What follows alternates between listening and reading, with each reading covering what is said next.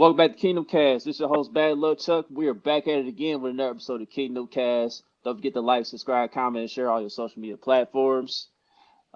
Before we get into everything, the Chiefs decided to put their arms in the race in free agency. The AFC West, they got more. There's been more moves stacked up in our division, so it's gonna get interesting as it looks on paper. But before we get into all of that, I'd like to welcome our panel. The top middle of the screen is Country. Top right hand corner is our homegirl Kylie. Bottom right hand of the screen is our guy Boogie. And this week's special guest, he is from Fansided. He is the host of Stacking the Box. Covers the Chiefs quite well too. So we'd like to welcome Chiefs.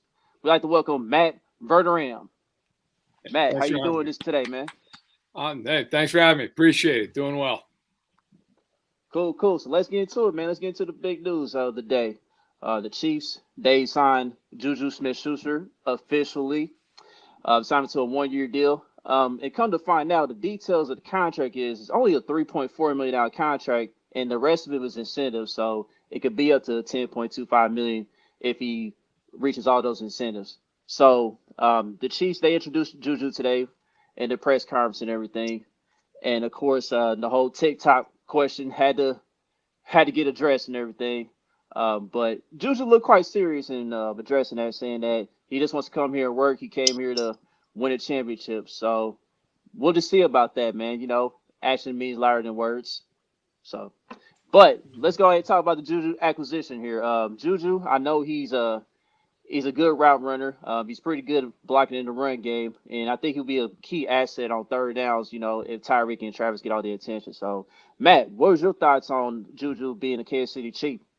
Well, they tried to get him last year. They offered more money to him than Pittsburgh did, but he went back because he had some loyalty to Ben Roethlisberger, and of course now Roethlisberger's retired, and so I'm not surprised at all that he's in Kansas City. I think everybody knew the Chiefs from the market for a receiver. They get one. I'll be honest, I'm a little surprised at what it cost. Like I kind of thought it'd be a one-year deal, kind of figured as much just because how he came off the injury, but for $3.5 million. And then it's a bunch of incentives. Now, look, if you're the Chiefs, you're praying that you end up paying him $10 million this year because that means you had an unbelievable season, right? Like if you're the Chiefs, you're like, yeah, that'd be great. I hope you had every incentive you have. But if you're KC, look, would you rather pay him 1 year and 3.5 plus incentives, or Allen Robinson 3 years and $45 million? Like, and it's not a knock on Allen Robinson. It's just it's a matter of finances. Like the Chiefs have a lot of guys they have to pay, including their other receiver and Tyreek Hill, who they're going to be giving an extension to this offseason. So there's a lot of mouths to feed. Look, I think he fits well with what they do. He's a versatile guy. He can move him around. He can play in the slot. He can play outside. He can go down the field. He can run underneath. But I also think he gives him a little bit of a toughness. Like, because he does his TikTok stuff, people always pigeonhole him into being this guy who's kind of like a diva. When you watch him play, though, he's a dude. He knocks people around on the field. I think the Chiefs could use a little bit of that at receiver. You know, they have some smaller guys in Hill and Hardman. I think Smith-Schuster gives him a little bit of a different element. Yeah, I think the little film I saw from this past season, even though it's kind of an injury-riddled season, he still put some good tape out there. So he's only 25. That's another thing. Like, of all the free agent acquisitions that were made in the division, the Chiefs got younger, and I think that's a good sign for years to come. Now, depending on how the season goes with JuJu, I mean, you know, maybe the Chiefs keep him even longer, but we'll see about that. That's further down the line. But I know when JuJu was like, you know, the second option in Pittsburgh when AB was still there, he put up a hell of a season and put his name out there in the league as one of the top young upcoming receivers in the league. So it also, real quick, it should be said too.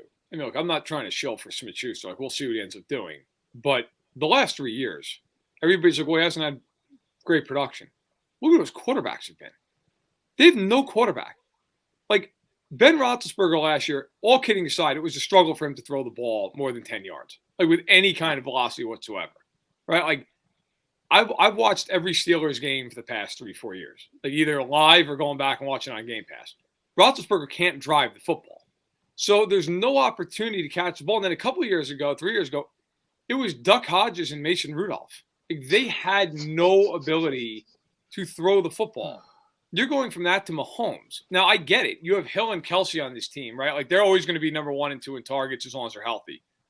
but he's going to get targets. Like Demarcus Robinson being gone, Byron Pringle being gone, he's going to take those targets. That's a lot of targets between the two of them. So I think he'll be targeted just fine. I also think, this idea that he hasn't played well in the last 3 years, he's had no shot.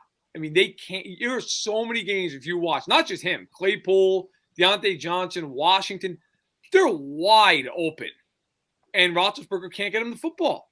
Just could not do it. So you're going from a guy who can't throw the ball to Mahomes who can get the ball 30 yards in the blink of an eye. I mean, it's a totally different dynamic. So with that acquisition, would you be done in the wide receiver room? Yeah. I mean, look, I'm not opposed to them drafting a guy. Like, if they want to take a guy on like day 2 or something, sure. But I'm looking at them and saying, look, offensively, if that team's healthy, no one's stopping them. They're going to score 30-plus points without blinking. The problem they have is right now they don't have an edge rush. They don't. I mean, Frank Clark coming back, I thought was a good move considering they were going to eat a bunch of dead cap anyway. So you might as well bring the guy back for a sliver more. Why not? But they need edge rush, and they need to replace Charvarius Ward because the guy who's replacing him is not on that roster, in my opinion. So I think those are the moves that have to be made. Like, I would love the Chiefs, if the medicals check out, like, call up the Vikings about Danielle Hunter. And I know people say, look, he's expensive. I don't care. He's 28 years old, and that guy's good for 15 sacks. He's on the field. Like, I'd call up and ask what the price is. I think offensively, I think you're done. Like, Wiley's not a great right tackle, but he's solid. Like, he's not going to get you killed. He's fine there, knows the offense, knows Mahomes. I think you're good on offense. I think now it's about you've got to build up this defense. I mean, look at the division, right? You're going to have to score 35 points every game to win in this division if you don't beef up the defense. So I think that's got to be next for them. I agree. And would you rather them go and find someone in free agency rather than try and draft a bunch of defensive players? Would you rather trade around? How would you like them to use those first picks? I think just based off of going to the Senior Bowl, being at the Combine, talking to people in the league, I think, look, realistically, it's a great edge draft. It's a really good edge draft. It's really good at receiver. Everywhere else, it's kind of hit or miss. So if I'm the Chiefs, I've got to find the corner, whether that's Patrick Peterson, whether that's Stephon Gilmore, whether that's somebody else that they liked. It's maybe a little bit of a second-tier name, but is a guy who they think can really fit. I'll say one thing for Brett Veach, since he's been with the Chiefs. They find corners all over the place. I mean, Ward was a guy who was undrafted they traded for. Fenton was a day 3 pick. So was Snead. They're really good at being able to identify corner talent. What they've not been very good at is being able to identify edge talent. That's been a problem for them. They have not done that very well. I like Dan as a rotational piece. I think they should bring back Ingram. But I also think, too, like, I think you bring back Ingram, but I'd also use a first-round pick on an edge rusher. Like, I would – because Ingram and Clark, like, they're probably not here next year anyway, like after 2022, even if Ingram comes back. So I'm looking at a guy like Boye Mafe, who I was out in California. I spent a couple of days with him and Aiden Hutchinson and Nicky Aquanu for a story. And Boye Mafe just – I mean, everything about the dude, personality, athlete, traits, film. Like, if he's sitting there at 30, if I'm the Chiefs, I'm taking him all day. Like, he is a guy who I think can be maybe a cornerstone of an edge rush for a while. And there are other guys as well. He's just one example. But I think for KC, you've got to find the corner. If you don't have a corner in this division, I mean, look at the receivers. You've got to be able to put 3 corners out there who can play. I think Snead and Fenton can play. But you got to have another guy who you feel good about.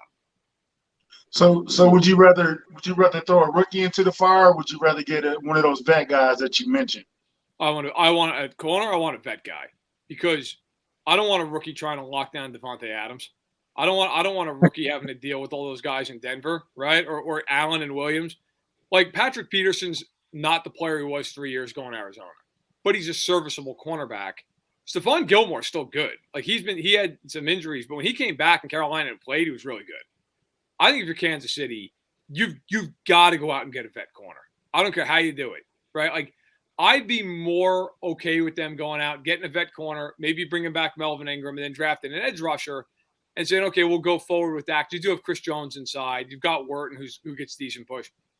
I think you can do that at edge rush. Maybe it works, maybe it doesn't, but there's a chance that it works out fine.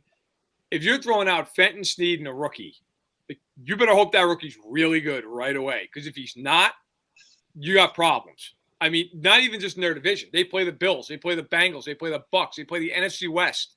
Like, there's not too many games in there where you're playing some quarterback who can't play. So I think you got to go get a veteran guy who you believe in who could step in and play the role right away. You're absolutely right. We got a poll currently going up about signing a vet corner. We got Gilmore, Pat Peterson, and who was the other kid that I had on there? You had Joe Hayden. Joe Hayden, yeah. How would you rank those three in personal opinion? Yeah, I think Gilmore for me is the top guy. He's a defense player a couple of years ago, and I get it. Like, guys can fall off, but if you watch the tape in Carolina, he can still play. I'm not saying defensive player of the year level, but he's still a good corner. He's still an above average corner. I think Peterson is a good number 2 at this point. So if you get him and Snead steps up, like the one thing with Snead, the talent's there to be a number 1. Like, the guy has had flashes of and significant flashes where he's been really good. I think Fenton's more your classic, like 2 or 3. But Peterson, if he comes in, you at least have a viable corner room. And I'd also, by the way, I'd still bring in either another vet or even a guy you draft early because you need to have another corner. Like, just in case a guy gets hurt, he's out a month, whatever, you need some depth there because DeAndre Baker to me is not it. If you can't be putting DeAndre Baker out there against Mike Williams on Monday Night Football and just hope it works out. That's a recipe for Mahomes to score 40 points. So I'd probably go Gilmore, Peterson, and then Hayden. I think Hayden's still solid. I think they're all good options. But I think Kansas City, they got to find one of them. Peterson flat out said that they're interested in him. So we'll see how that goes. But the Chiefs know it. I mean, the Chiefs, they saw the same stuff we saw last year. They know they need a corner, and I expect them to go out and get one. You know, as far as – oh, go ahead. I'm sorry. Yeah, I know the fans, they was banging the drum for Patrick Peterson the past few years. At this point in his career, I don't know. Like, I don't know if he could still be a corner or does he need to convert to safety. You know, that's kind of debatable, you know, because he's kind of at the crossroads of his career. But, Matt, since you mentioned that the Chiefs need a veteran corner, so you like Boye Mafe at pick 30 if he's there for a defensive end, right?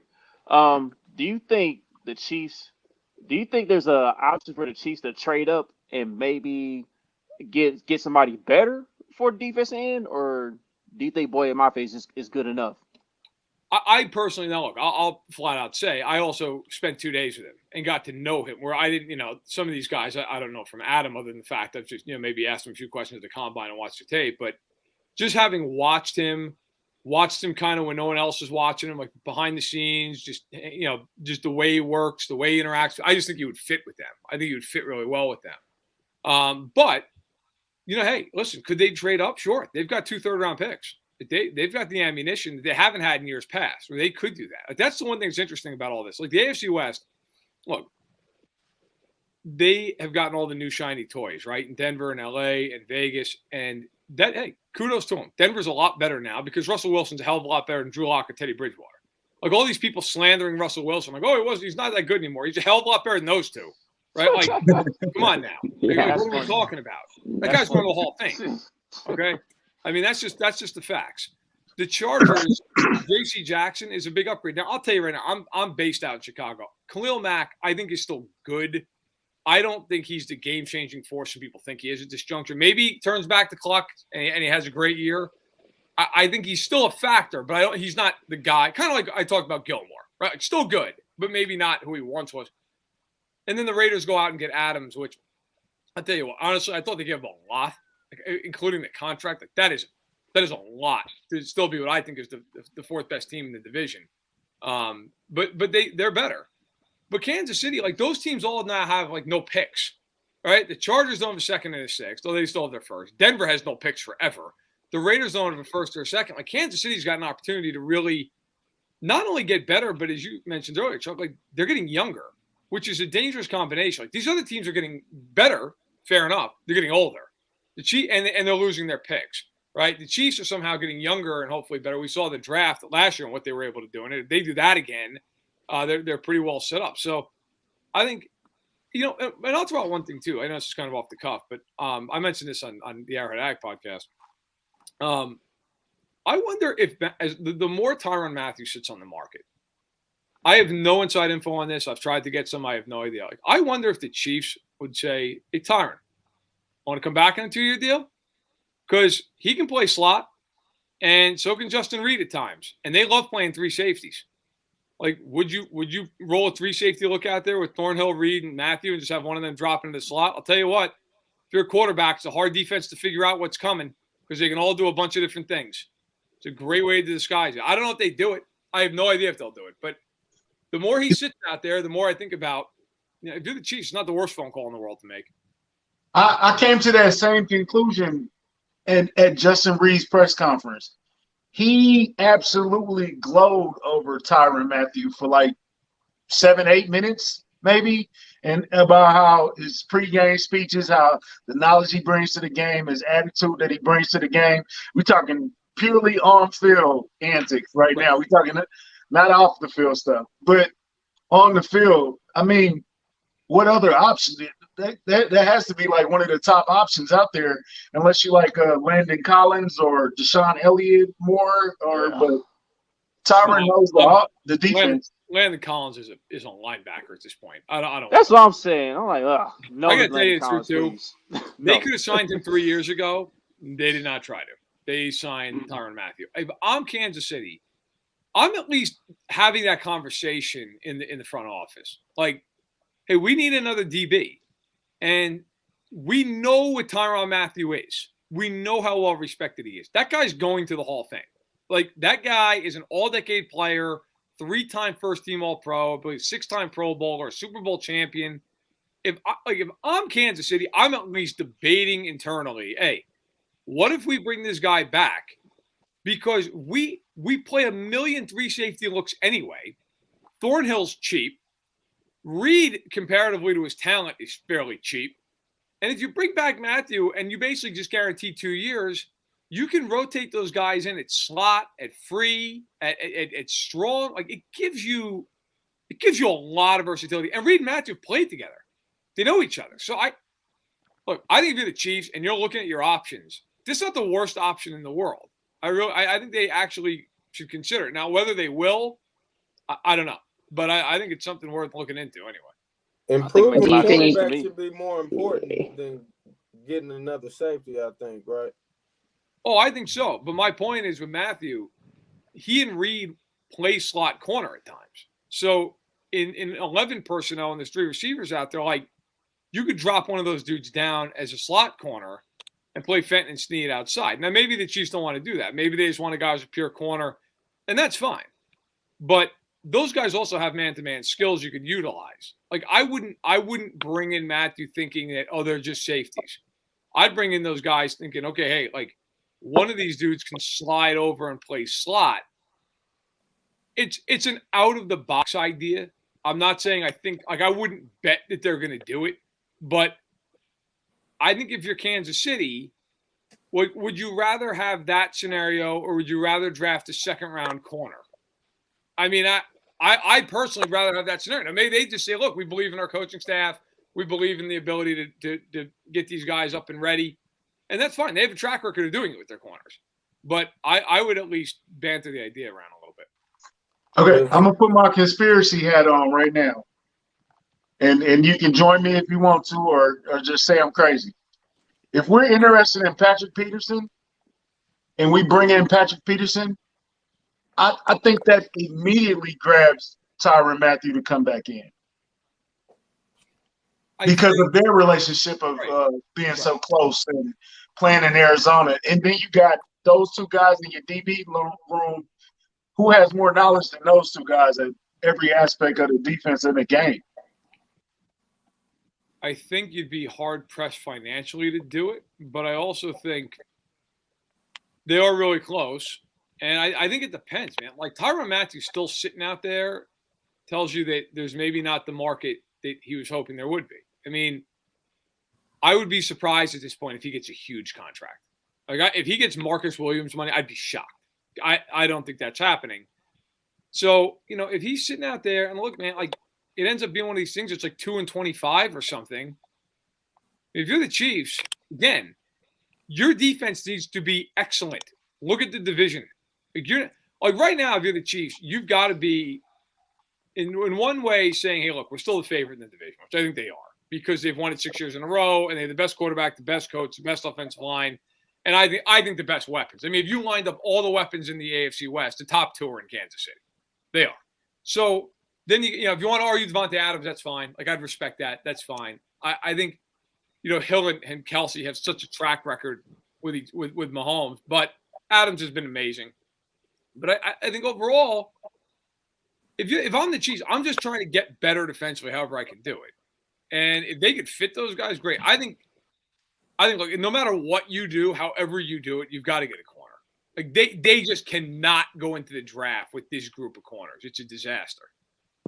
Is there anybody else that's due for an extension besides Tyreek that can maybe help the cap situation so the Chiefs can maybe explore that option of bringing in Peterson and Matthew? Well, I mean, the obvious answer would be Orlando Brown, who's on the cap. But the way Brett Veach has talked about that publicly, it sounds like they're not expecting to sign him until July or June. He kind of talks about, hey, these deals, they take a while to get done because they're so big, kind of like Chris Jones or Patrick Mahomes. And those deals happened in July, if I remember correctly. So I think, that's something that could take a while. Now, Tyreek, for sure. After that, I don't know. I'm trying to go off the top of my head. I don't think there's anybody that you can look at. I mean, they can always restructure certain deals, right? I mean, that's something that they're always able to do. But those would be the two. I mean, Tyreek and Brown, where you look at them and go, okay, Tyreek, if you extend him, you're probably opening up around 14, 15 in space. Brown, probably at least opening up 10. So, it's $25 million. You're talking, you could sign 4 guys who are pretty damn good at that amount of money. Are you out of the Darius Smith camp, or do we have any knowledge of what happened there? Did he just change his mind? Seems was like it a physical? Was it? I've not heard that he failed the physical, and usually if he fails the physical, the team will kind of let people know that, so it doesn't look like they just got left at the altar. I have not heard anything about him failing the physical. Now, if I'm the Chiefs, yeah, I'd bring him in all day long. Like, they need an edge rusher. To me, edge and corner should be just, I don't care, whatever it takes. You're in an arms race in this conference. And I was on Twitter the other day and got a little bit of heat for it, and that's fine. Right now, the Bills have a better roster now. They do. They're better defensively than the Chiefs. Now, offensively, they're not better. The offensive line's better in KC. The quarterback, Allen's phenomenal. But Mahomes has beaten him in both games that have ever mattered. And I think he's a touch better. He's more consistent. The backs are about even with those two teams. Obviously, the Chiefs have the advantage now at tight end and certainly at the depth of receiver.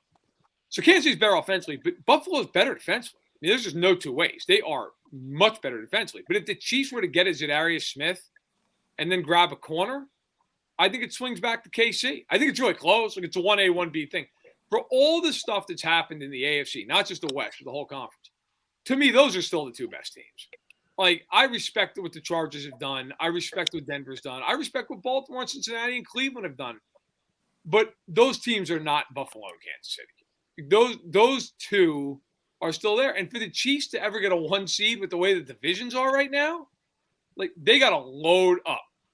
They got to beat Buffalo when they play them, and they've got to load up. And right now, offensively, they're loaded. But defensively, they're still missing a couple pieces. Yeah, and this is what I said about Denver, man. I told people this. Yes, getting Russell Wilson is huge, because I think us as a whole on the podcast said that Denver was a quarterback away from at least getting back in the race as far as the division is concerned. Yep. And they did just that. But I said it's not going to happen this year. It's going to take a minute. It may take a while for Russell Wilson to get acclimated with his new teammates, his new coaching staff, and all that. So I'm thinking, maybe the year after we might be able to say something, but just thinking it's going to be a hot pocket right away, nah, I don't think so. But they'll contend.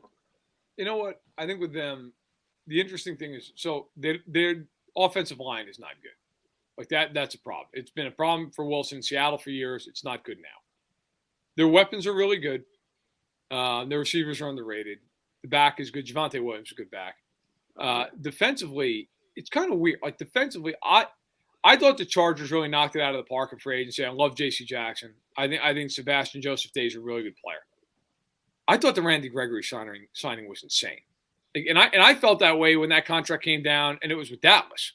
So this isn't like some bias. It's just 5 years, $70 million. Can anybody? I'm sure one of you guys know. Like, how many career sacks does he have? Does anybody know off the top of their head? Oh, top of my head, no. Slow. But I do remember He's got 16 and a half sacks. That's it? Man, it's 30 years old. Yeah, 30 years old is 16 and a half sacks. Because you remember that playoff game times too, right? Yeah, the playoff game where you got more penalties than any. I mean, yeah, those penalties were egregious. Look, man, I know. You know what? There's certain reasons that media guys hype up players because whatever they're doing a favor for the agent. Randy Gregory, I'm sorry, like that guy is not worth 5 years, $70 million. He's just not. I don't care. There's no just 16 and a half. 16 and a half sacks. I mean, Chris Jones had that in a year. It's Randy Gregory's career. And look, I hope the dude, for all intents and purposes, it looks like he's straightened his life out, and that's great. God bless him. Hope he did. Hope he stays on the right path. But from a football standpoint, like he had 6.5 sacks last year. He played with Micah Parsons and DeMarcus Lawrence. You had 6.5 sacks? You're Frank Clark. Like 6.5 sacks? What are we talking about? So to me, like I think Denver defensively, look, Chubb's a really good player when he's healthy. Simmons is excellent. Surtain's a really good young corner. They're going to miss Vic Fangio defensively. Like that team defensively was way better than the sum of its parts, right? Like that wasn't that Super Bowl defense they had where they had like 8 guys who were all pros. This defense is much more like, okay, hey, look, it's a system, it's a scheme. Now you bring in Nathaniel Hackett, who's an offensive coach. Now Hackett may end up being great, may end up being terrible. I have no idea, but he's not Vic Fangio from a defensive standpoint. That's another thing. Like another thing I question is Denver going to stick with the sort of what Fangio brought to their defense, or are they going to switch up their philosophy a bit? That's another thing you got to question with Denver. Well, it is. I mean, look, it's the same thing with the Raiders, right? Like Rich Bisaccia kind of had this magical run with them. They discarded him for Josh McDaniels. Now, I'm not going to sit here and hold what happened 10 years ago against Josh McDaniels, but like I don't know if he's a good coach. I don't know as a head coach if Josh McDaniels is a good option. I don't know with Denver if Nathaniel Hackett's going to be a good head coach. Everybody always assumes these guys are going to come in and be great. What if they come in, they're Adam Gase? Then what? What if Adam Gase? Right? Like maybe the guy's the second coming of Vince Lombardi. Maybe he's the second coming of Richie Kotite. Like you don't know. You don't know. And if Hackett comes in and it doesn't work, you're kind of up a creek. I mean, that is the one other advantage the Chiefs have in this division. Andy Reid, and look, you could criticize him all you want for that Cincinnati game. I'm right there at the front of the line. But he is a far more accomplished, far better coach than anybody in that division. I mean, it's not even close. I think that's the biggest advantage anybody in the division has is Kansas City a coach. Yep, for sure. Now, I want to talk about Justin Reid for a bit. Justin Reid, like you had mentioned, he's a versatile guy. You know, he can play the deep 30, he can play the slot, and all of that. At 25 years old, I feel like we got a great deal for him moving forward. What's his ceiling in his defense under Spags, as far as him being a player? I think he's a Pro Bowl level talent. I really do. I mean, he's been really, really good for years on a Houston team that's been awful. That has been changing out coaches left and right, changing out systems. I mean, keep in mind, right, this is a guy who the last 3 years, man, how many head coaches has he had, right? He went from Bill O'Brien, then they had Crennel as an interim, then they had Cully, now they have another guy. I mean, you're constantly changing. That roster, seeing so much turnover. Justin Reid's been one of the constants on that team. I've always enjoyed his game. I've always thought he was a good player. Now he goes to a team that, look, he's going to walk into a new system, but that's a system they've been playing for years, right? So I think there with Thornhill, he can really make some strides. He is not who Tyrann Mathieu is, because Tyrann Mathieu, again, I think he's walking into the Hall of Fame one day. Okay, Justin Reid is not going to go to the Hall of Fame. But if you said to me, the next 3 years, could Justin Reid be as good or better than Tyrann Mathieu? Yeah, he could be, because he's 5 years younger. Right? Like you're paying for the best of Justin Reid's career. At least you think you are, right? The prime of his career. Tyrann Mathieu, you just got the best of his career. Like it's very unlikely Tyrann Mathieu is going to be better over the next 3 than he was the previous. Whereas with Justin Reid, you would think coming into a stable situation, a really good team, all the rest of it, you'd think it would work out and that he should have some really good years ahead of him. We were talking last week. A question: who would you take in their prime, Tyrann Mathieu or Eric Berry? That's a good question, man. Eric Berry, God, nobody's fallen off the face of the earth faster. It feels like he just like walked away and that was the end of it. Yeah. Probably, you know what, man? probably Eric Berry in the prime of his career. And that's not a knock on Mathieu because I think Mathieu is a phenomenal player. But Berry, before he got hurt and he was at like the peak of his power, I mean, that guy, that 2016 season is one of the most ridiculous things I've ever seen. Like, he was winning them games on defense.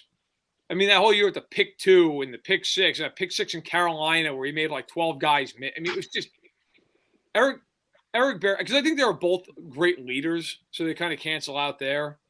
But man, Berry just had that way about him. You know, I always thought with him, if he didn't get hurt, he would have been one of the greatest safeties of all time. Like, really would have been. Just had everything. Could do absolutely everything. But I'll tell you, you know, not a lot of fall off going from him to Mathieu. I mean, really, right there. You could go either way. Now, I want to go back to this question that was in the chat here. By Reginald, he said, are there any under-the-radar defensive tackles, defensive ends, or quarterbacks out there besides the ones we just mentioned earlier in the show? I'd have to really think about it. I have to look at a list, see who's – it's hard to keep up. Like, it feels like guys get signed like every second. JPP? Yeah, I mean, you know, look – he's an interesting guy. It's a good call. Trey Flowers is out there. Now, look, Trey Flowers was nonsense in Detroit, but it's Detroit. I mean, that happens. So would I take a flyer on him? Maybe. I'm not a big Jadeveon Clowney guy. I never have been. I'm not. To me, like, dude, he's hurt all the time. All the time. And, like, he's never had a double-digit sack year. I'd rather take a flyer on JPP. I believe Dunlap? Who's that? Carlos Dunlap? Dunlap's an interesting dude. Yeah, I mean, he played well in Seattle. You know, I think you know, there are still some guys out there. Like, there are some edge guys out there that you could look at. I'll give you a name. I don't think they're going to do it. Justin Houston. I don't think they'll do it. Justin Houston's he's still good, man. He's still good. We know that ain't going to happen, man. It's not going to happen. Yeah. It's not going to happen. You're right. Yeah. It's not. But he's out there, right? And I think a corner's a little tougher. Corner, I think a lot of those names, the kind of the names we talked about, I think are kind of the main names. Maybe there's a guy or two I'm forgetting. If I had the list in front of me, maybe I'd go, oh yeah, that guy, you know, he's a good player. But I think you've kind of corner's tough because there's a steep drop off. Like, you're either good or you're not at corner. There's very few guys you're like, he's all right. You're either like, that guy can cover or that guy's a major liability. And I think there are some guys out there who can cover, but the Chiefs need to get Did Kyle Fuller resign? Did he go somewhere? I don't think so. I think he's still out there. Oh, okay. Hey, Matt, I've been thinking that Veach, he's always aggressive with trades. Do you still think it's a possibility? Oh, yeah. Nobody is more aggressive than Brett Veach when it comes to this stuff. And I mentioned Danielle Hunter earlier. If I'm the Chiefs, I really now look. Maybe it doesn't happen. Maybe he stays with the Vikings, and I know they got to pay him soon. So it appears he'll stay there. But I think if you're the Chiefs, you're knocking on every door. You're calling. I mean, look, nobody in the world thought they were going to be able to trade for Orlando Brown last year, okay, myself included. I mean, nobody thought Baltimore would trade him, but the Chiefs on him. I mean, I remember reporting on that. The Chiefs basically called them every day for like 2 or 3 weeks, and just annoyed them to the point. I was like, "Fine, what does he offer?" And then they got on a draft calculator, an online draft calculator, and that's how they figured out what the compensation was. So, I mean, that's what they did. They got the 2 front officers used a draft calculator online and figured out how to make it happen. So, I think there's always going to be interest, right? Like if I'm the Chiefs, I'm not saying that they would trade. I'd call up Carolina and just find out, hey, what's the price on Brian Burns? What's the price? Maybe the price is prohibitive. Maybe it's not. You know, if I'm them, I'm making those phone calls. Like Iodinis is another guy out of Washington who is a free agent, who I think at least you check in on. Like, I think for the Chiefs, edge and corner. I mean, I'll just keep beating that drum. But I think they can make a trade, sure. I mean, they have the picks. They could do it. And so I think if you're Veach and knowing the way that front office works, yeah, they'll be making their phone calls. They'll be seeing who's available. Okay, so Brett Veach usually only makes, 6 picks a draft? We have currently, 10 picks? Yep. Is it 10 or 11? I think it's 10, I think. How many picks do you think he makes on the draft weekend? No more than 7. I mean, where are they going to put these guys? Their roster's too good. Like, that's the problem with it, right? Everybody loves to hoard these picks. Everybody's always screaming about trading back. Oh, I get 15 picks. Okay. You're going to have 70 roster spots? Where are they going? Like, you're gonna put them on a left bench? Because there's no other play. Like, you're not doing yourself a favor if you're the Chiefs by having 10, 12 draft picks. You're just not going to be able to put all these guys on the team, right? Like, in a perfect utopian world, yeah, everybody you draft is great and everybody's going to replace a vet, but that's not going to happen. Like, the further back you get, like I did a study on this once, like just kind of an informal study. Once you get into like the 6th round, the 7th round, the odds of you hitting on an impact player, like a guy who will ever make a Pro Bowl, are like 2%. It is just, at that point, it's so hard. Now, to be fair, the Chiefs have found a couple guys like that. Like Trey Smith last year, 6th round pick, that he fell because of medicals. There are people in the league who thought he was worthy of a late first that I spoke to. But, I mean, he fell medically. But once you get past, like, pick 150, you're – like, there's usually most GMs feel like there's a certain – it's like last year I remember the cutoff was like 75. People thought after the first 75 picks there was a big drop. This year it might even be a little higher than that. It might be like maybe the first couple of rounds because the class isn't that deep. So I think for the Chiefs, like we talked about earlier, if you have one of those 3rd-round picks in your head and you're like, we could move up in the 1st round. We can move up 6, 7 spots and get a guy we love compared to a guy that we like. Like, I think you do it. The other thing about staying in the 1st round, and it's an underrated point, pick 32 is a hell of a lot more valuable than pick 33. Why? Because it has a 5th-year option attached to it.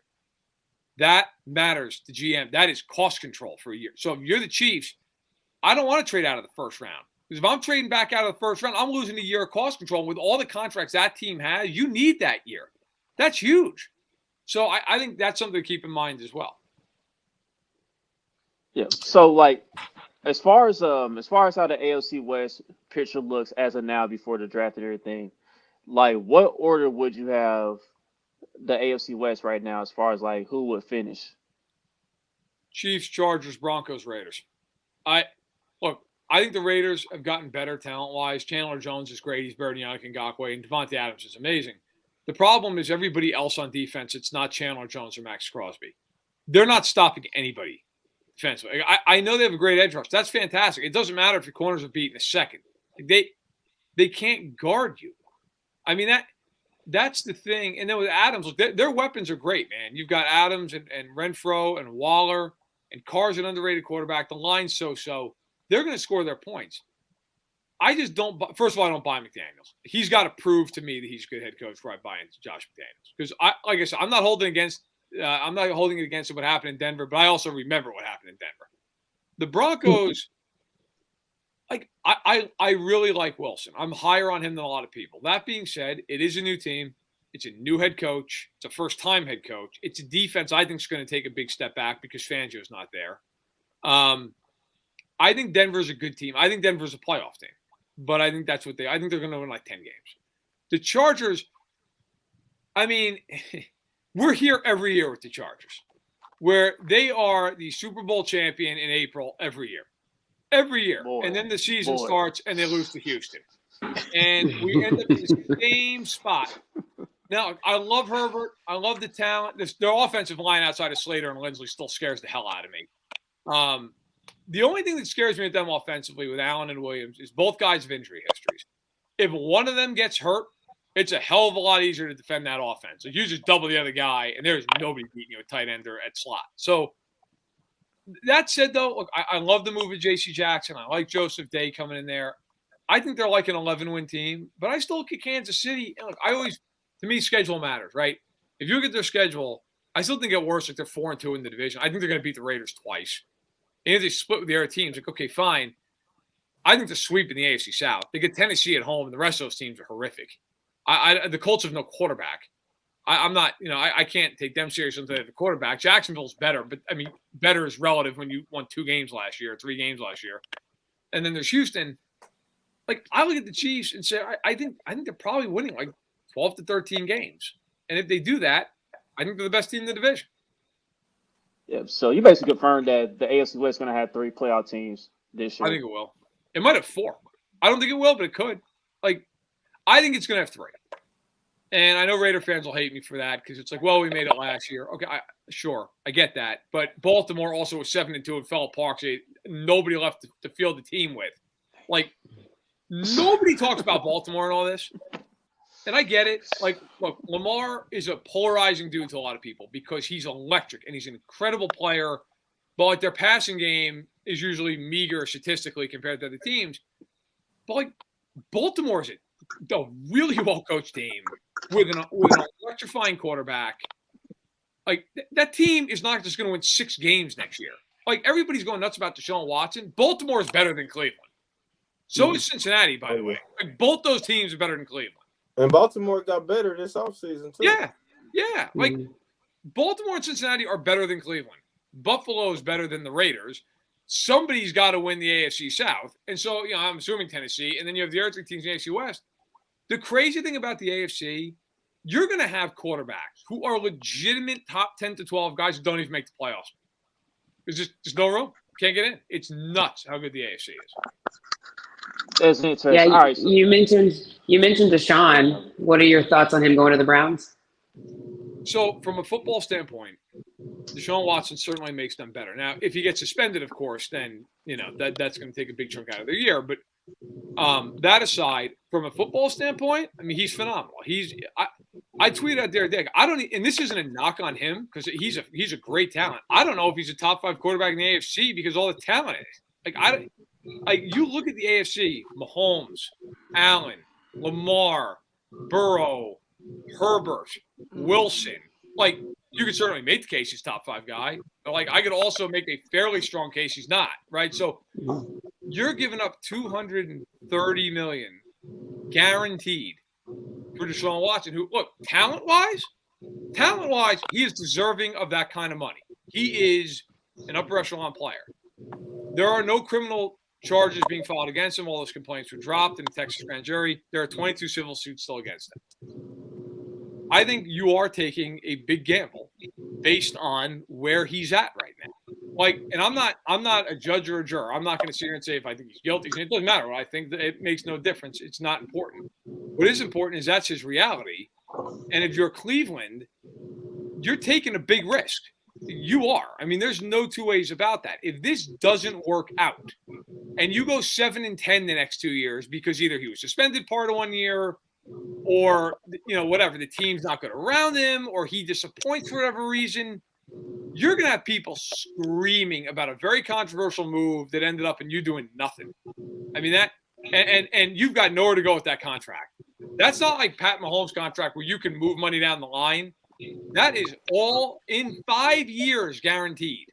You're not restructuring that contract. That is what it is.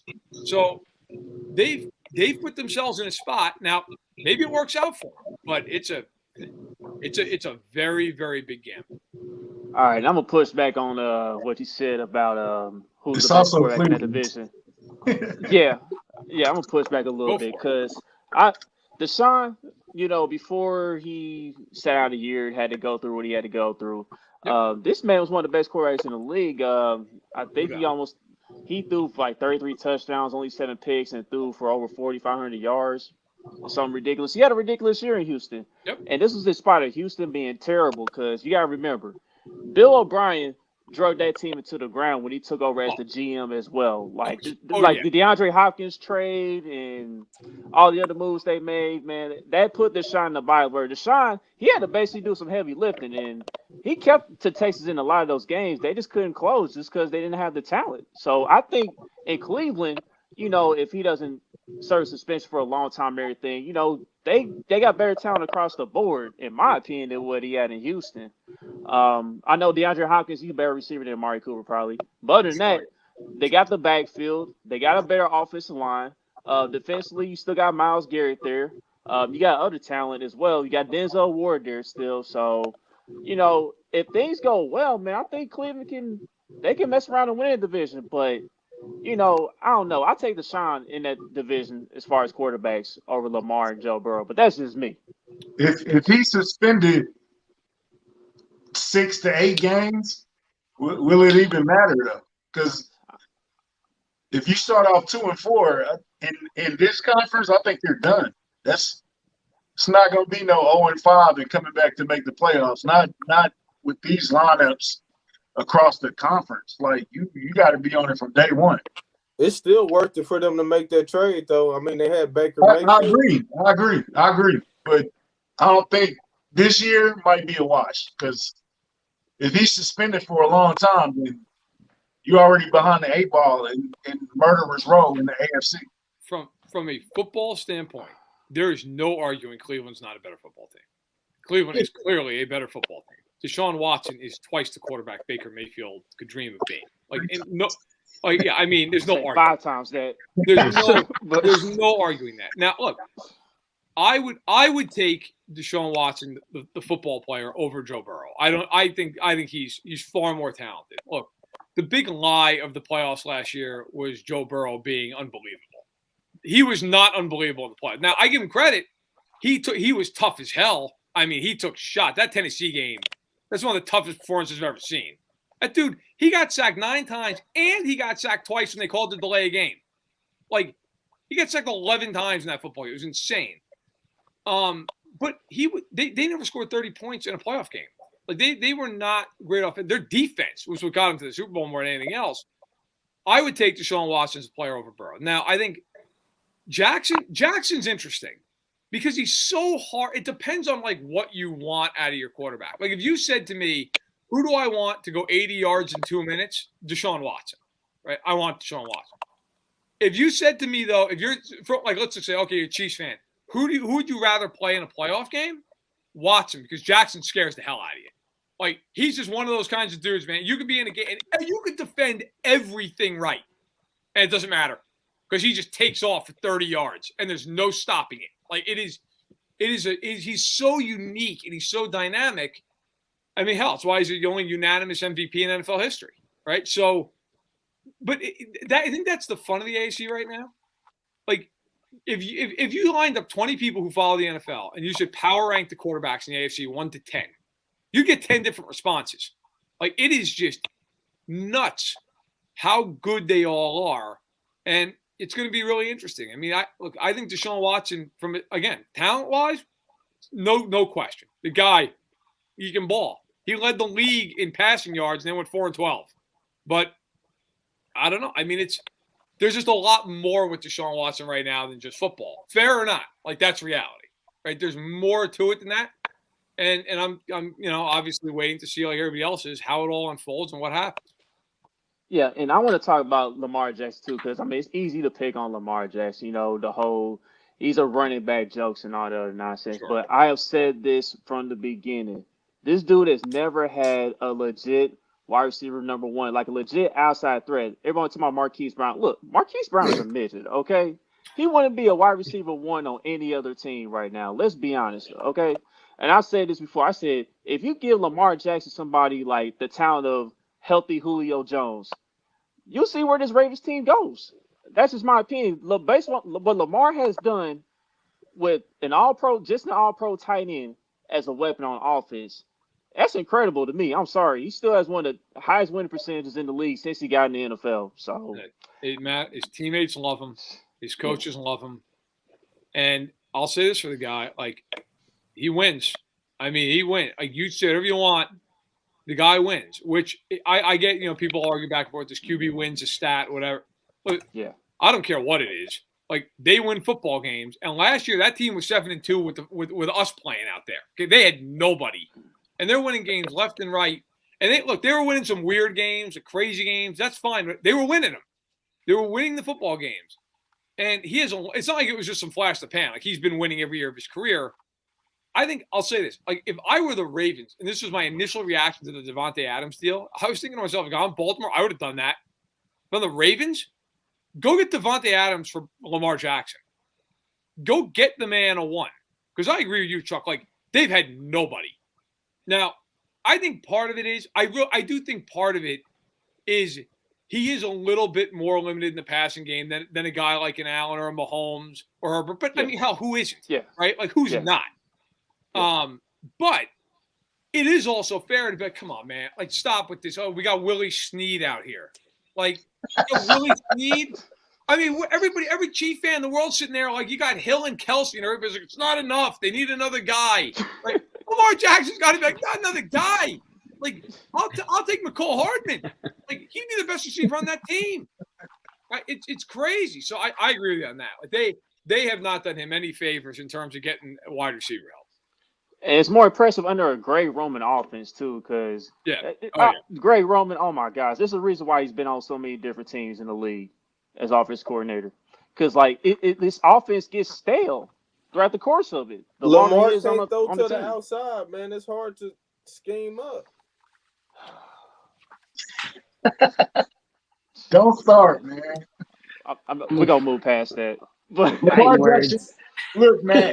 Lamar Jackson is a pulverizing figure on this podcast. Hey, if you couldn't notice. He's a polarizing figure. If I called 10 sources in the league tonight and said, what do you think of Lamar Jackson? I'd probably get 5 who are like, they should extend him $40+ million a year. And I get 5 other ones who'd be like, they should trade him or they should tag him. Well, I think to me, he's a unique talent. He's a winner. The guy's a leader. I've never heard anybody in the league say a bad word about him. To me, he is a very, very like I always judge it off this. If he was a free agent, what contract would he get? He would get paid. He would get paid. He would get paid as much as anybody in the NFL. Okay. Now, if Baker Mayfield hit free agency, he'd get a nice deal, but he wouldn't get paid like that. Like because he's a quarterback, he would get paid nicely, right? But like, he wouldn't get paid handsomely. He would not be $40 million plus a year. Okay. It's the same kind of thing with Kyler Murray. Now, Kyler Murray, I think, falls in between those two guys. But, like, look, I like Kyler Murray. But all this stuff about, like, him and his agent trying to leverage the Cardinals, like, bro, you went to one playoff game and got just roundhoused. Like, you've trailed off, not only you, but the team, like, both of you, year after year after year. Now, I think it's ludicrous that they extended Kingsbury. And Kyler Murray's, like, Cliff Kingsbury is not an upper echelon head coach, okay? The man had Patrick Mahomes in college and couldn't win games. I'm sorry now. What?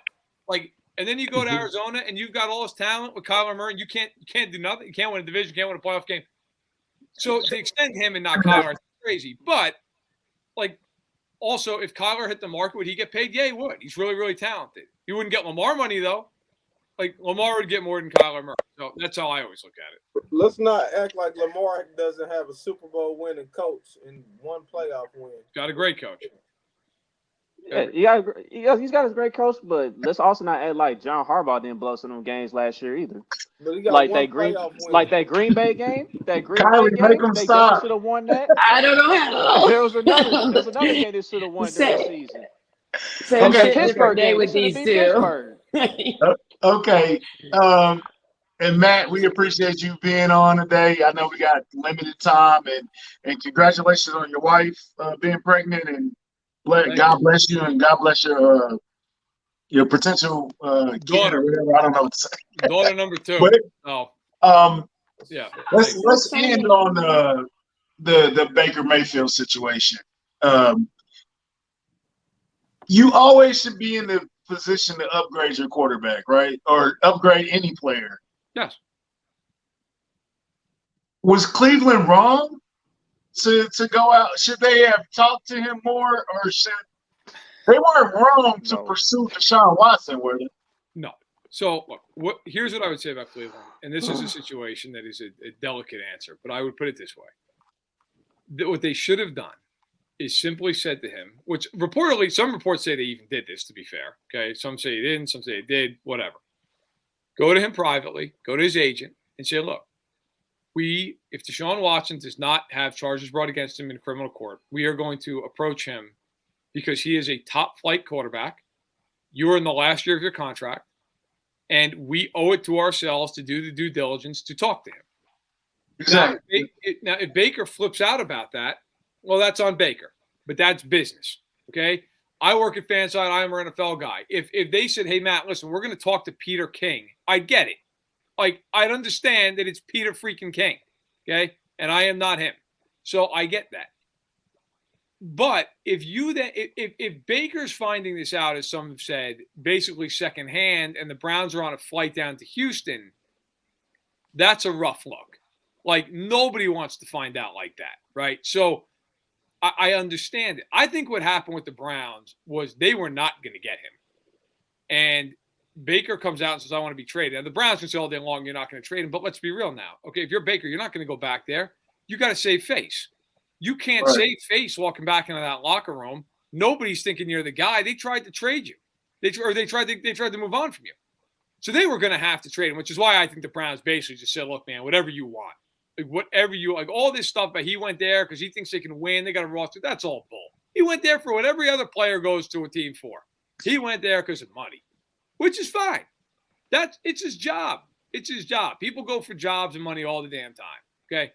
I think Cleveland had every right, just like any other club, to look into him and to do what they had to do. Now, how you feel about that in terms of what's gone on allegedly off the field? That's to each their own. Right, and I'll leave it at that. But from a football standpoint, I think you go to him and his agent privately. You tell him what's going on, and then you try to do. Listen, it's going to get out that you're talking to Deshaun Watson. If you try to be as professional and discreet about it as you can be, you go from there. I thought kind of like the Falcons did with Matt Ryan, to be honest, and I thought the Browns did themselves a disservice in that regard. But in the end, from a football standpoint, let's be real. Come on. I mean, he's a much better football player. I don't like the way the Browns went about it. I think there's some things – I'm going to write about my column for tomorrow morning about this. But I think in the end, you'd be lying if you said they're not better on the football field. Of course they are. And Baker is not a Matt Ryan. He hasn't did that much for Cleveland for them to owe him that type of respect either. He's not Matt Ryan. But I think you owe any employee the respect of sitting down with them and explaining where you're at. Like, I think, especially when you know that is going to affect that person's livelihood, right? Like, he's not just going to sit down. He's going to get traded. He's got to move, his whole family, the whole deal. Like, I think they owe it to him to say it to him. Now, they don't owe it to him not to explore the possibility. That's business. That's football. That's the way it is. This is the NFL, okay? This isn't some little thing down the street with 12 employees. This is the National Football League. And people get hurt feelings all the time.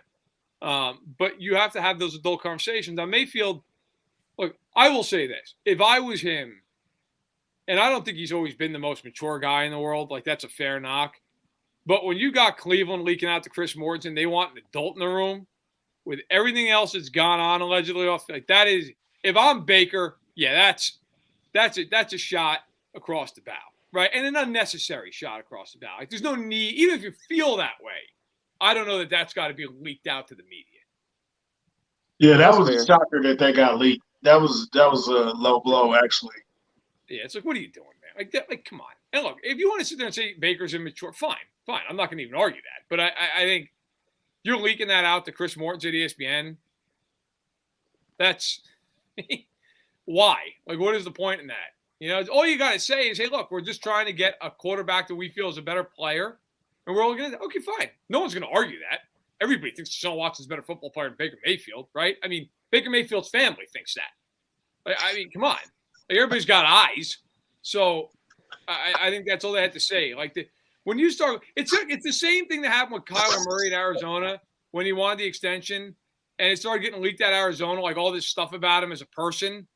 It's like, why? Why? Like, what are you're just poisoning the well, right? Like, there's nothing you're gaining out of that. Just be like, look, we're not going to extend them right now.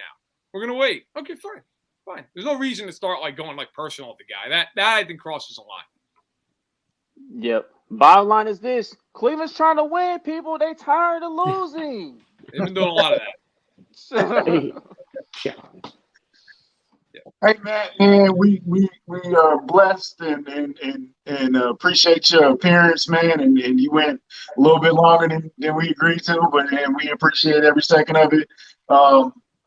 We like your work. We appreciate your work, and we're just happy to have you on as a guest, man. And we want to thank you for coming by today. Hey, no problem, guys. Really appreciate it. Take care. Yeah, thanks, Appreciate man. it, man. Appreciate it, man. Thank Take care. you. That was First amazing. game. Yeah, that was amazing. So Much respect for him. I didn't know he was gonna leave that early. Nah, but everybody knows what time it is. March Madness going on. So Kylie, let's talk about the Tar Heels, yo. Let's talk about the Tar Heels. Week 6. I just want to say because I gotta go.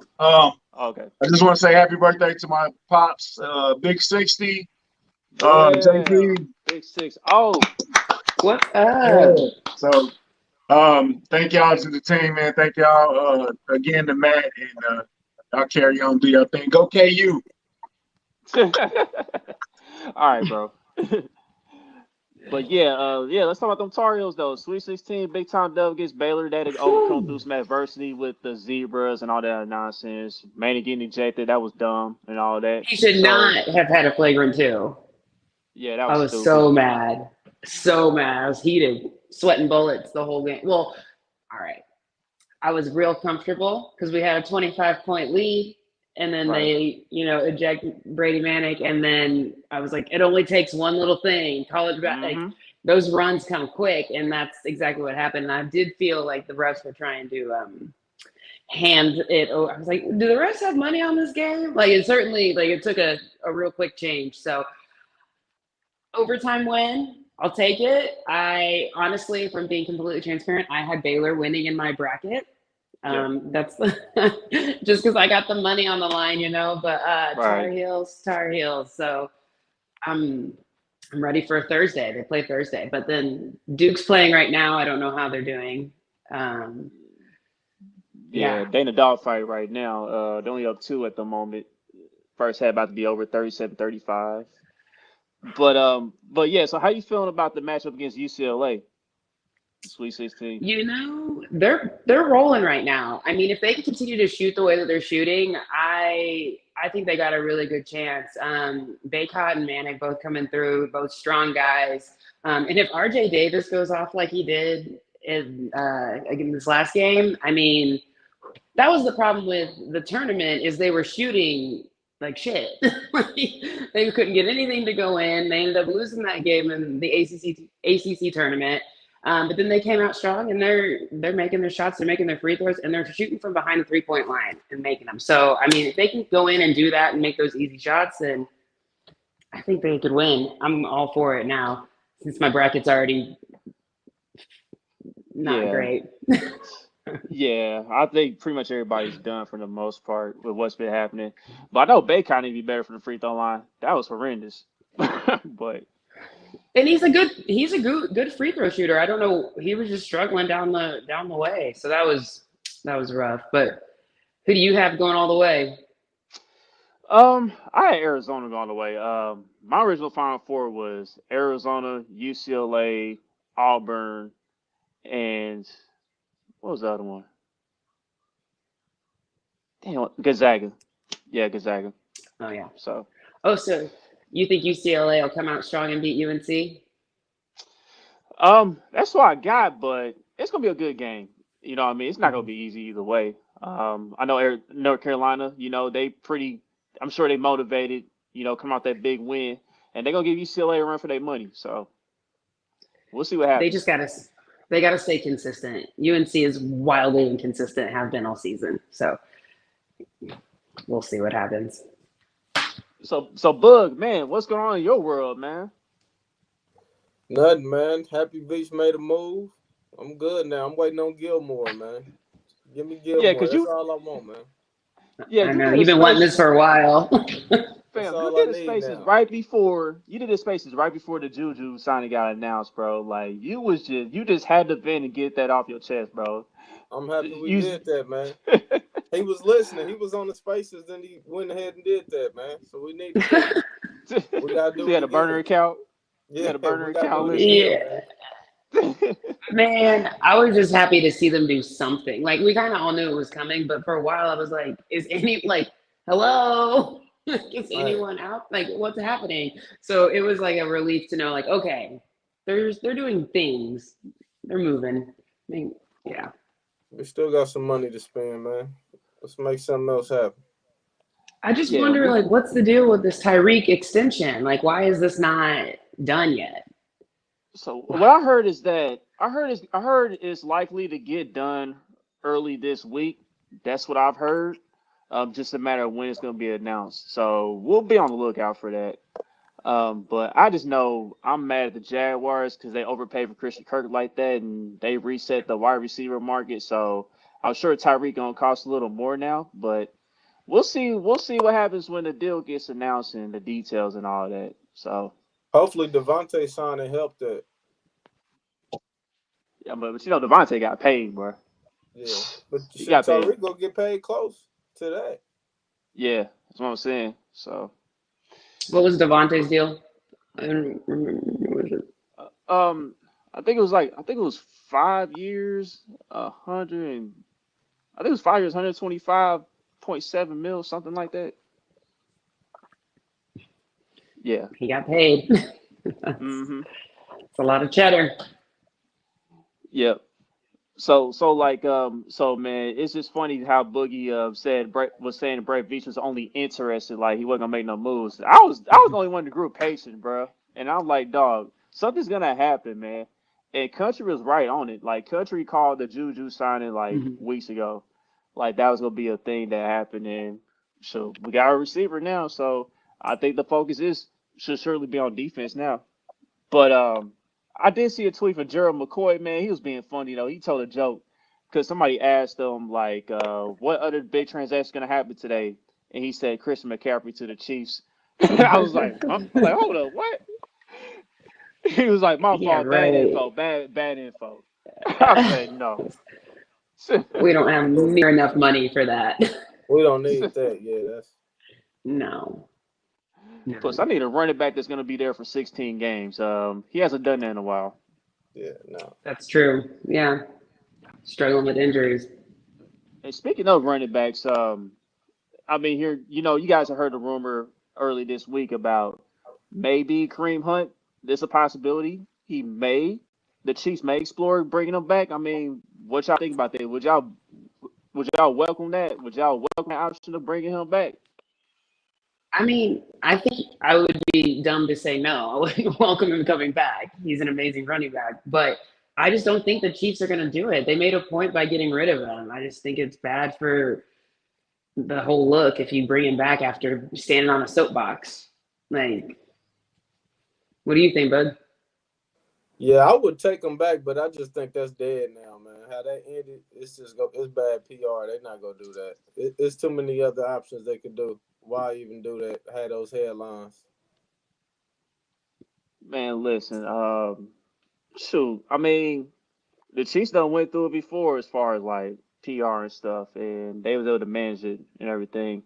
We already know about Kareem, off the field stuff and whatnot. But like, I mean, I would welcome the option. You know what I mean? If it's for like if the deal's decent enough, I mean, I would welcome it. So. Well, I was going to say, can they even afford him? Yeah, it just kind of depends on where the Chiefs are financially. So, yeah, I don't know. I just want defensive pieces. Like Matt was saying, I just want defense. We don't need another wide receiver. I don't want a running back. Like, just please go get an edge rusher, a cornerback, safety, whatever. Defense. Yep. I'm with you on that. I mean, I'm more focused on defense myself anyway. But, I mean, I wouldn't be mad at the option of Kareem, being brought back here. So, where's Tyron going to finally end up at? I don't know, man. I mean, I think it's a solid chance that he could end up staying here. The way the market's turning out for him, like, it's kind of dry for him at the moment. I'll say the Raiders or Tampa. Really? The Raiders? That would suck. Yeah, right.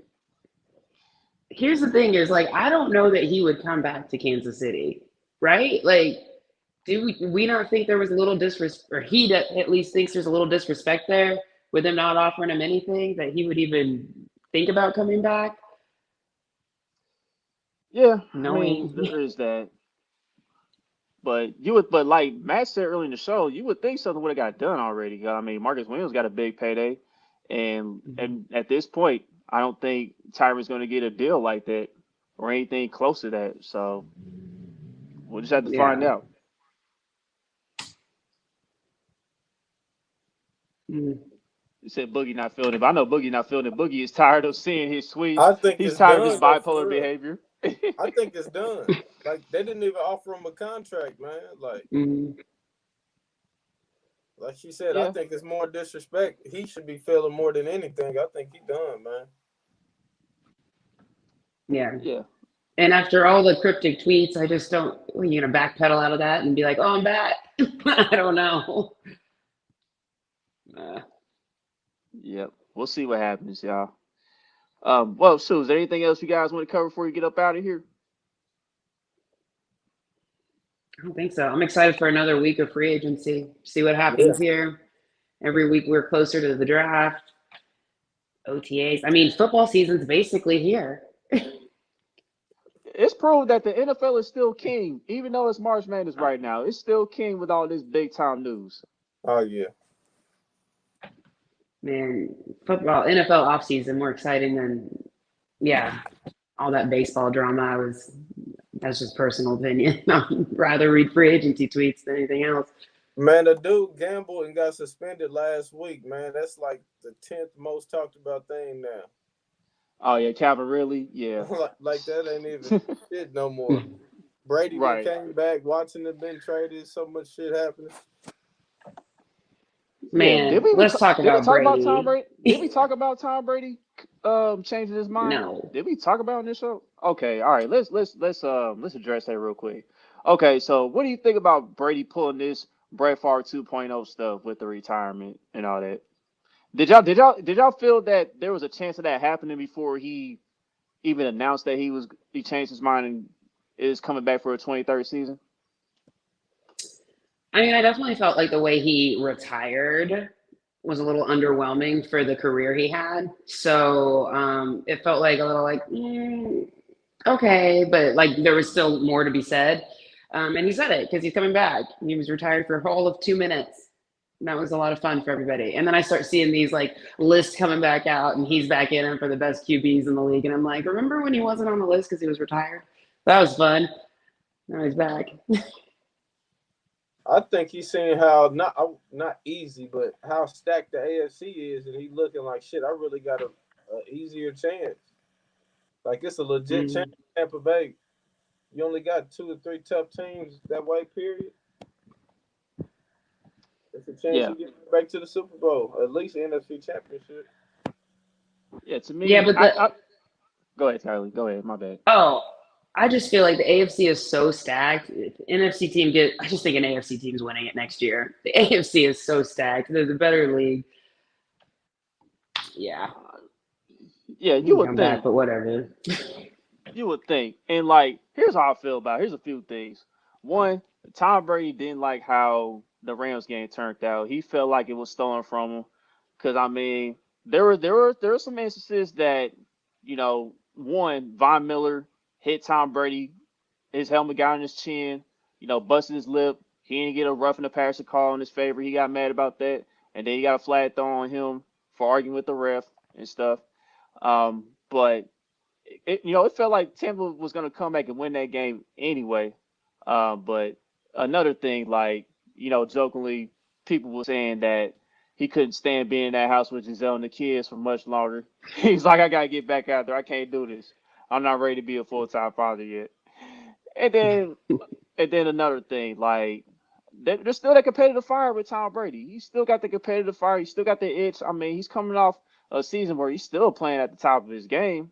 So like, he's like, why not, man? I need to get back out there. I need to find a way to go out on top. It's as simple as that. I think Tom Brady has some promises behind the scenes too, because ever since he got signed, I'm seeing all these moves that Tampa making. All of a sudden, the Patriots are giving him players. Like, Shaq Mason, the guard, got traded to Tampa. Logan Ryan is with the Bucks now too. I'm like, what the hell? I'm like, what the hell, dog? Like, it's crazy. And now they got Godwin back. Godwin got a new deal with the Bucks. And, like the Bucks, they try to bring the entire game back, try to make another run at Yeah. it. So I just felt like it was Aaron Rodgers was like, yeah, I'll come back. Yeah, let's do this. And Brady's done. And then Brady comes back. And it's just this like, those are the two, they're carrying the NFC. Well, Stafford got a deal. He got an extension. So, I mean, I like Stafford. what y'all think about Paul saying right here? Do y'all think they just need to scrap the conferences at this point?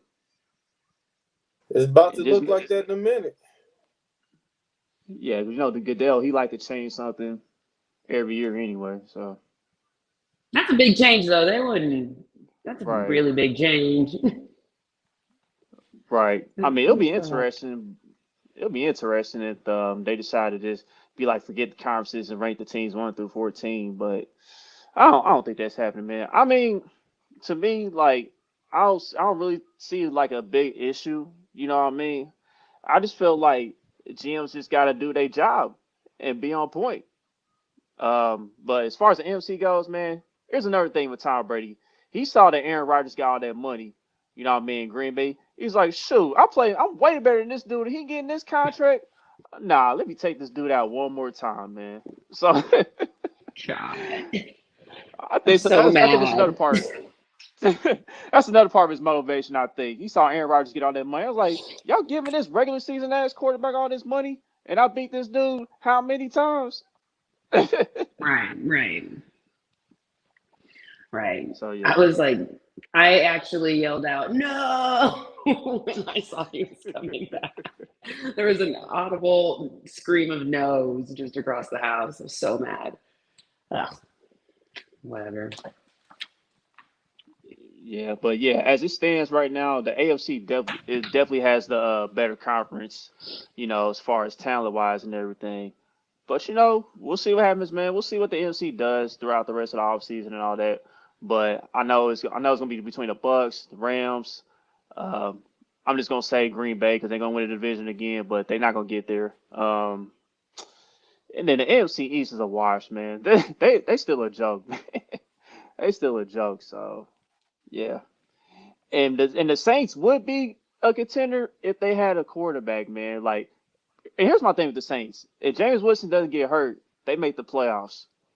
Now I don't know what they would have done, but their defense was stout. They arguably had the best defense in their conference. It's just that their quarterback got hurt. So Yeah. I don't If they know. would have had Watson, they would have been a contender. for sure, if they had Deshaun Watson. Man, look, I think Michael Thomas would have stopped, complaining and being pissed off at the Saints organization by now. You'll be like, all right, I'm gonna stick it out. But yeah, they got to deal with that currently.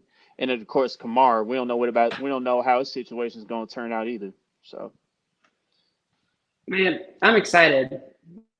All this QB carousel and everything. I'm excited to see next season. I know we talk about it all the time, but I'm just with every move that's made, I'm like,